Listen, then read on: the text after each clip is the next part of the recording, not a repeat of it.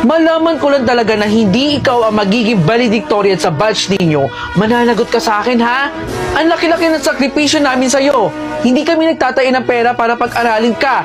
Kaya mamaya, kapag nalaman ko na hindi pangalan ang tatawagin mo para sa valedictorian, humanda ka sa akin pag-uwi. Tandaan mo yan, ha? Ano pa dinutunga-tunga mo dyan? Bilisan mo na kumilos dyan. Tara na, malilate na tayo sa graduation ninyo. Kikilos na po. Tignan mo yan si Fernandez. Di ba yan ang kalaban mo dito? Eh, bali-balita rito na mas magaling daw yan kaysa sa'yo, anak. Bilang nanay mo, hindi kita pinalaki para maging talunan.